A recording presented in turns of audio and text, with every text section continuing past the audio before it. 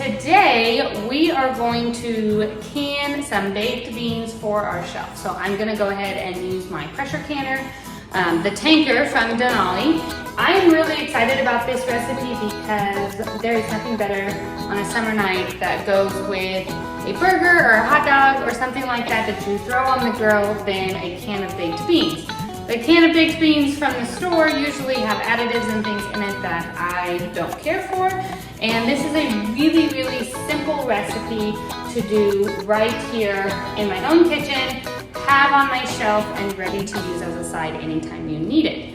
So this is actually not my recipe. I'm gonna give a full disclosure there, but this is a recipe by Ruth Ann Zimmerman with Homesteading with the Zimmermans. And I was really excited when it came out because I have another recipe that I use from Homesteading Family, and I love that recipe as well, but it is a little bit more time consuming. This one is really, really quick. So I am super excited about that.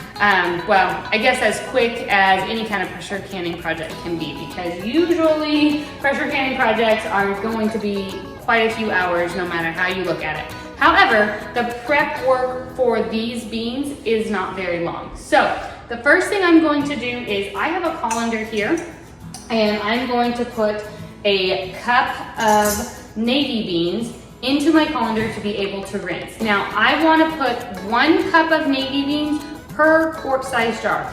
Today, I am only going to can 5 quart-size jars, and the reason is I wish I could do a full 7, but I am down to my last jar of ketchup and then what's left in the refrigerator. And I'm gonna have to add ketchup into each jar, and I'm afraid I'm gonna run out. I think I might have enough there to just do the 5 quarts. I might even run short on that.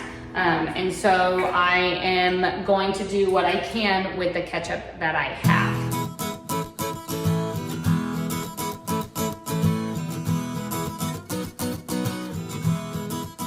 Okay, now that we got all of our beans rinsed and our jars washed, we're gonna go ahead and fill up our jars. Using a wide mouth funnel does definitely help with this. I'm just gonna take a cup of our rinsed jars and put a cup in each of these quart-size jars.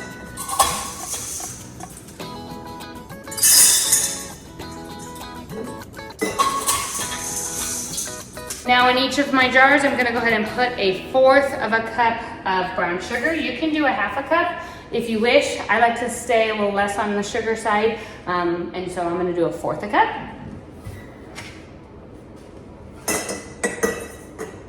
Now I'm gonna go ahead and do a 1/2 cup of ketchup in each jar. I'm gonna try and make this stretch as far as I can, so I might just do a little bit less than a 1/2.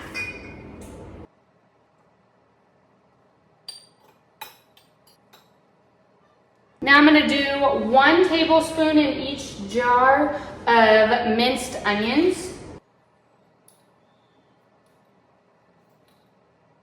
I'm going to do 1 teaspoon of salt. This is a 1/2 teaspoon, so I'm gonna do 2 of them in each jar. I'm going to do 1 tablespoon of raw apple cider vinegar in each one.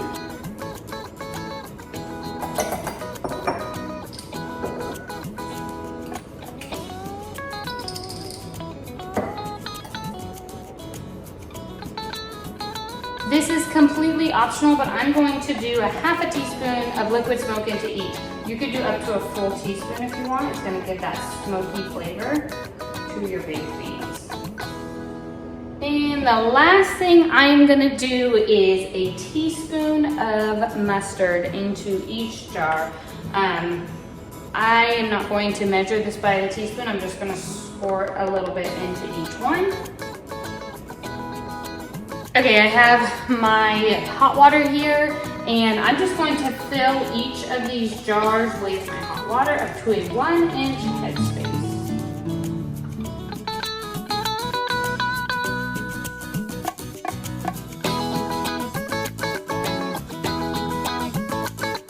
Okay, now that I got them all filled, I'm just gonna take this wooden spoon here and I'm gonna stir them really well.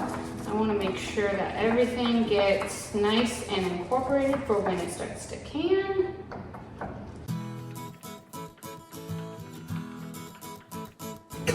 Now that everything is mixed up really well, I'm gonna take this clean rag here wet with water, and I'm just gonna wipe each of the jar rims really well.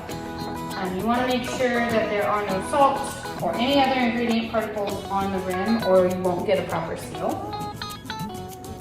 Okay, and then I'm going to go ahead and take my Denali lids here and cap each of my jars. And then take my rings and screw them on fingertip tight. So as soon as you get resistance, then you just stop. If you really crank them down, your lid will end up bowing, and that's not good. You won't get a proper seal. Now let's go ahead and get these into the canner. I have my canner over here with several inches of water in it. You don't want the water to submerge your jars. You just want it to go up a little bit into the jars so that you just have a very little bit of water at the bottom.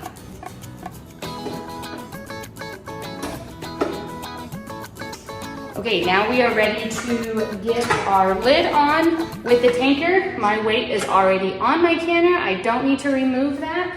I'm just going to place my lid on like this and slide it into place. I ended up changing where I put my canner. I put it here in the middle burner. This one's actually an easier burner. I have a gas stove to adjust the heat than the one I had it on when I showed you where I filled my canner. But now that my lid is on and locked into place, I've turned my stove on to about medium, and I am going to let it do its thing. So it has an automatic vent here in the handle. I don't need to do anything. As I told you before, my weight is already on.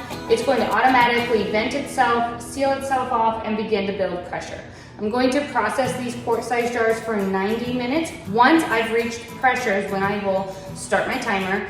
And if you were doing pint-sized jars, you would half everything that you put into the jar, and you would do them for 75. Okay, the timer has gone off, and I'm just gonna go ahead and turn my stove top off. At this point, I'm not gonna do anything else with the canner, so I'm just gonna let it come down naturally all the way to 0. After it comes down to 0, I will let it sit for a minimum of 20 minutes before I open the lid and get the jars out. Really, I'll leave this like this for probably over an hour. I find that the longer it sits and lets all of the pressure come out, the easier the lid comes off, and just the less likely for your jars to crack or break when you remove them from the canner. So at this point, you're just gonna go ahead and let it sit, and after 20 minutes or longer, then we'll go ahead and remove all of our jars.